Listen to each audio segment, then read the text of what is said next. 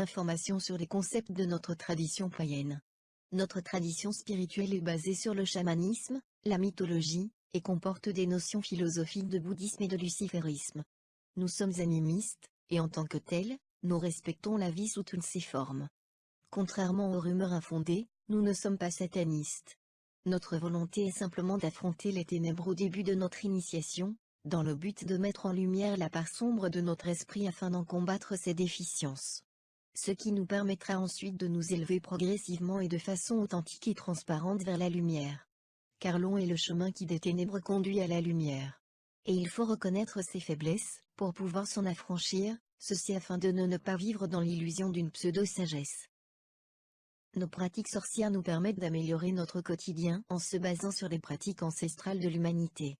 Si vous aussi, vous voulez nous rejoindre, rendez-vous sur notre site. Au plaisir de vous instruire.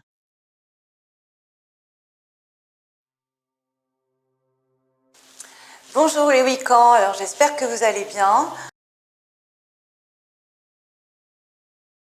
Aujourd'hui, je vais vous révéler quelques petits secrets pour réaliser une petite recette pour attirer l'amour, vous faire revenir une personne aimée auprès de vous.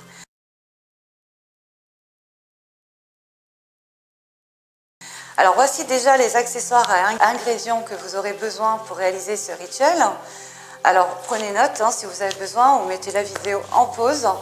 Alors, en premier lieu, vous aurez besoin d'une chandelle rose, alors bien rose et non rouge, parce que le rouge c'est pour la sexualité. Vous aurez ensuite besoin, éventuellement, si vous êtes croyant, sinon si vous ne faites pas de magie spirituelle, on s'en passe, mais auquel cas, d'une déesse symbolisant l'amour, telle que la déesse Inanna, la déesse Ishtar, son équivalent babylonien. Donc pour rappel, la déesse Inanna, c'est la déesse sumérienne de l'amour et de la sexualité, ou alors Aphrodite, la déesse grecque de l'amour, ou alors son équivalent Vénus, la déesse romaine de l'amour. Donc vous pouvez soit la symboliser via une chandelle, avec une ensemble qui vibre en adéquation avec sa nature spirituelle, telle que la rose, le patchouli, tous les encens, toutes les huiles essentielles sensuelles, pas forcément aphrodisiaques, mais en tout cas sensuelles. Ou sinon une petite statuette qui symbolise Aphrodite, vous en trouverez très facilement sur internet. Voire même, sinon, alors là c'est une autre possibilité, on peut vous le concevoir sur demande, une chandelle, c'est-à-dire une cire en adéquation avec cette déesse, donc rose ou vert. Pourquoi le vert? Parce que c'est la couleur de Vénus, de la planète Vénus, qui est en relation avec l'amour.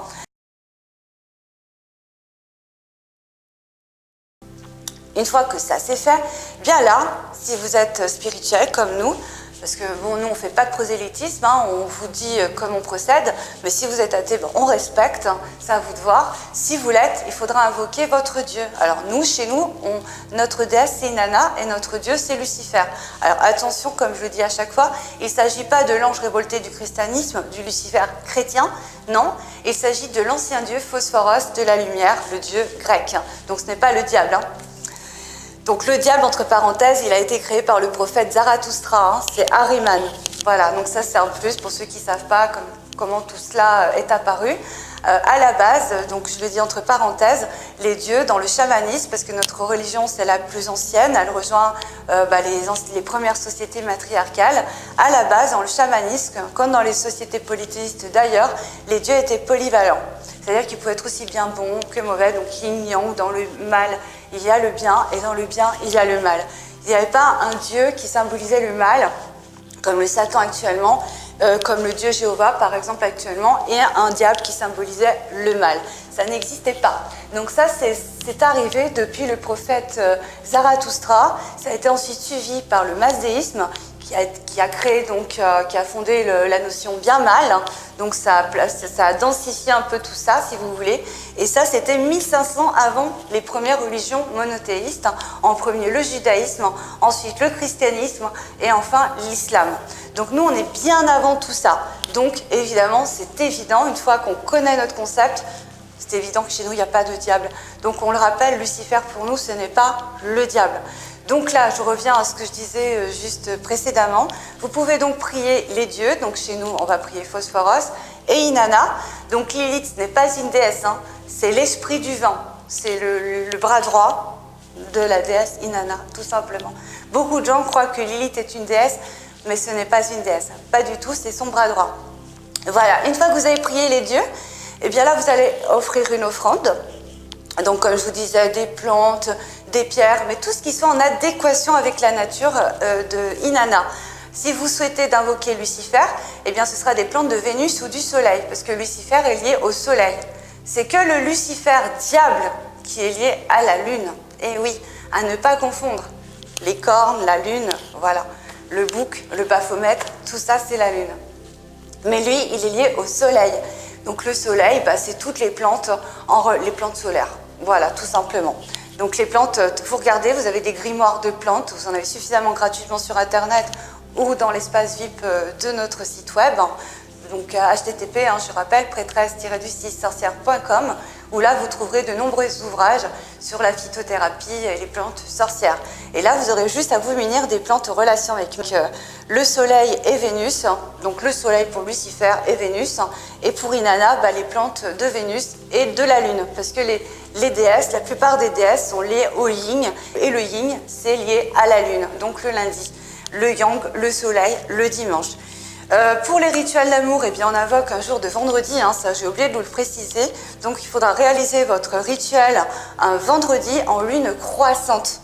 Jamais décroissante, parce que décroissante, c'est pour faire décroître l'amour, c'est pour retirer, générer un rituel de rupture pour un couple, séparer un couple par exemple.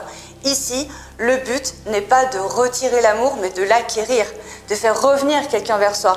Donc de lune croissante à pleine, ça ne l'oubliez pas. Ensuite, si vous le souhaitez, vous pouvez vérifier les heures. Vous trouverez des logiciels sur Internet qui vous calculent les heures du jour, les heures planétaires automatiquement. Donc, vous pouvez travailler en heure de Vénus, en heure lunaire. Par contre, évitez les heures de Saturne. Ce n'est pas du tout en adéquation avec ce rituel. Oubliez les heures de Jupiter également et de Mercure. Ce n'est pas en relation avec ça. Le dimanche, ça peut aller parce que c'est la chance et le bonheur, mais l'idéal, c'est la Lune et puis c'est sinon le vendredi, donc Vénus. Donc une fois que vous aurez réalisé ces offrandes, lorsque tout cela est fait, eh bien vous essayez de vous concentrer. Vous respirez bien. Vous essayez de visualiser comme si vous avez acquis cette chose. Vous vous imaginez avec la personne de vos rêves. Il faut que vous y croyiez vraiment. Vous voyez, je vous conseille de voir une vidéo qui s'appelle Le Secret, et il parle très bien de ça. Quand on croit vraiment à quelque chose, ça se passe. Et bien, ces gens-là, ils n'ont rien inventé, finalement. Ils ont simplement plagié les occultistes. Tout cela a été indiqué dans les sciences occultes il y a des milliers d'années. Ces gens-là, ils ont simplement remis au parfum ce que l'on avait dit. Ils l'ont même écrit de façon plus profane, avec des termes plus compréhensibles pour que tout le monde, tout un chacun puisse le comprendre. Donc ça a été minimalisé à mort, tout a été réduit, voilà. Mais au final, c'est ni plus ni moins que de la magie. À la base, la magie, c'était du magnétisme. Le magnétisme, c'est quoi? C'est agir sur les énergies. Voilà. Pour ne pas faire peur aux gens, on a appelé ça magnétisme au lieu de magie. Mais à la base, le magnétisme, c'était de la magie. C'est agir sur les énergies, tout simplement. Tout ce qui agit sur de l'énergie, c'est de la magie. Maintenant, on appelle ça magnétisme. Pourquoi? Parce qu'à cause de l'Inquisition, à cause des inquisiteurs qui étaient bien souvent très sexistes, qui n'aimaient pas les femmes, etc., misogynes, eh bien, la sorcellerie a été diabolisée. Et les sorcières ont été, on le sait, pourchassées. On a tué des millions de femmes et même des hommes. Des familles entières ont été brûlées sur le bûcher, tout simplement parce qu'elles avaient oublié de porter leur croix. Parfois, elles s'étaient retournées par inadvertance, c'était une à l'envers, etc. Donc, à cause de ça, beaucoup de gens maintenant ont cru à ça parce que malheureusement, ça a mal été expliqué. À l'école, on ne nous l'a pas expliqué non plus. Il faut que les gens fassent des recherches, il faut qu'ils se renseignent par eux-mêmes pour se rendre compte que tout ça, c'était des grosses conneries et que, en vérité, les sorcières, c'était quoi? C'était simplement des mages, c'était les ancêtres des médecins, c'était des magnétiseuses, c'était des phytothérapeutes qui soignaient avec les plantes. Voilà, tout simplement. C'était les guérisseuses du village.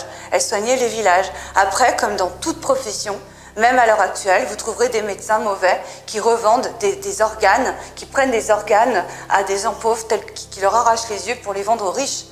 Et pourtant, ils ont signé le serment d'Hippocrate. Ils se sont engagés à aimer les gens, mais ils font le mal. Mais ça, on le trouve dans toutes les professions. Il y a bien des avocats du diable. Eh bien, pour la magie, c'est la même chose. De tout temps, il y a eu des très bons magiciens et des très mauvais mages. Voilà, mais tout ce qui est diabolique, tout ce qui est messe inversée, tout ça, cela est né à partir de religions monothéistes. Avant ça, il n'y avait pas de diable, il n'y avait pas de choses négatives en soi. Rien n'était symbolisé par le mal absolu, y compris les sorcières, qui d'ailleurs, ça ne s'appelait pas sorcellerie, ça s'appelait la magie. Voilà, haute magie blanche, tout simplement. Donc ça, c'est un petit rappel, donc faut pas les juger. Maintenant, on parle de magnétisme, parce qu'à cause de ces années d'inquisition, eh bien, elles ont souffert effectivement de jugement, de négativité, et beaucoup de gens ne savent pas tout ça. Elles ont été condamnées, on sait pas, on ne connaît pas la vraie histoire, si vous voulez. Et c'est bien dommage. Donc là, je suis là pour vous le rappeler, il ne faut surtout pas oublier tout ça. Beaucoup de gens, c'était d'ailleurs même pas des sorciers, c'était des gens tout simplement qui étaient soit un petit peu différents des autres, qui étaient soit un petit peu dépressifs. Des fois, il y a des gens même qui profitaient de ça pour faire du mal à leurs voisins parce qu'ils étaient jaloux d'eux. Il ne faut pas oublier qu'en ce temps-là, il y avait des panneaux dans la rue qui incitaient les gens à dénoncer des sorciers. Donc, ils en profitaient, voilà, telle personne, tel voisin, il m'a fait du mal, allez, je vais lui dire qu'il fait de la sorcellerie.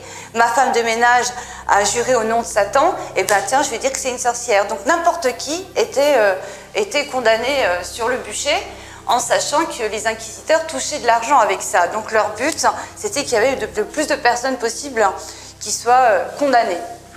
Voilà, donc, tout cela était une parenthèse. Donc, pour en revenir à ce que je vous disais, le but, c'est d'agir avec les énergies. Donc, c'est la loi d'attraction, c'est ce que maintenant on connaît bien, c'est comme ça que ça s'appelle. Mais c'est ni plus ni moins que la vidéo Le Secret qui a fait le buzz, où les gens qui l'ont écrit sont devenus très riches et très célèbres. Ces gens-là, ils ont simplement étudié les sciences occultes et ils les ont retransmis à leur sauce. Voilà, tout simplement avec un langage profane qui est compris du plus grand nombre, sans appeler ça magie, parce que ça fait peur aux gens.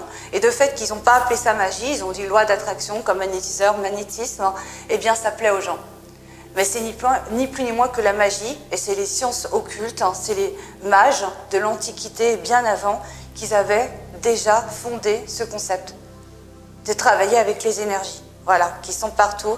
Les anciens, Socrate, Platon, croyaient aux énergies. Elles savaient qu'elles étaient partout autour de nous, qu'elles étaient en nous, et que pour que les choses se passent, pour agir au sein des êtres, mentalement ou physiologiquement parlant, il fallait agir sur les énergies. Parce que si le corps subtil est malade, le corps physique est malade.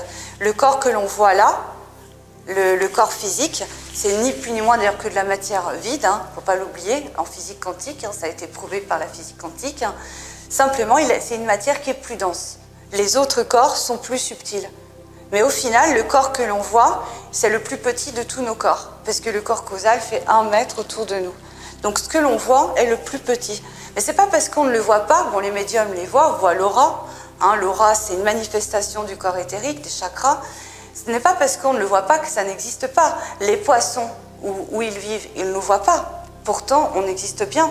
Les poissons, dans leur mer, ils ne nous voient pas, nous. Pourtant, on existe bien. Donc, ce n'est pas parce qu'on ne voit pas quelque chose qu'elle n'existe pas. La magie, c'est ça. L'acupuncture, c'est ça.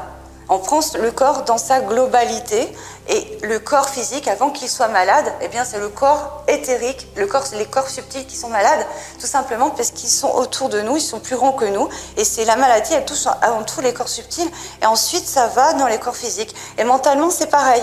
Si vous pensez trop négatif, ça va se projeter dans l'astral et finalement, ça va se matérialiser. Voilà, donc le but ici, ce sera de bien vous concentrer, de penser positivement, d'y croire de toute votre force pour que ça puisse agir. Alors après, je sais, c'est un métier. C'est comme magnétiseur. Il y en a qui ont le don de voyager en astral, il y en a qui ont le don d'agir sur les énergies, puis pour d'autres, c'est plus difficile. Moi, je vous donne ici les recettes. Voilà, je vous donne certaines clés. Après, je ne peux pas avoir le don pour vous. Le don, c'est quelque chose qui s'entraîne. Même moi, je l'ai déjà précisé dans d'autres vidéos, je ne suis pas arrivée au bout. Ça fait 10 ans que je suis dans la magie. J'ai encore plein de choses à apprendre. Donc, il y a plein de choses que je ne sais pas faire. Ce serait trop facile. Ce n'est pas comme Harry Potter. Il y a des choses que je suis plus douée que d'autres. Voilà, il y en a qui sont plus doués pour la magie noire, d'autres pour la magie blanche. Ce sera à vous de voir vos dons. Mais le fait déjà de faire cette recette, celle-ci ou une autre, là je vous ai donné l'exemple de l'amour, ça peut être l'argent, un problème de santé, je ne connais pas votre problème. Peu importe, le fait de vous entraîner à faire ces recettes, ça va vous entraîner à bien penser. C'est finalement la loi d'attraction. Vous savez, la volonté, écrire sa volonté, le demander à l'ineffable, l'incré, le Dieu, peu importe, selon les traditions spirituelles, comme on le nomme, l'innommé, peu importe, on lui demande à l'énergie supérieure, on lui demande, et en même temps, on l'écrit, avec la magie, c'est ça, on utilise des symboles tels que la déesse de l'amour, des pierres en relation avec l'amour, et tout cela, finalement, va nous aider à mieux matérialiser notre pensée, nos images. Ça va nous aider à mieux y croire, et du coup, si on y croit, eh bien, ça a plus de chances que ça se projette dans l'astral, tout simplement. Voilà, donc quand vous avez fait ça, on arrive au bout du rituel.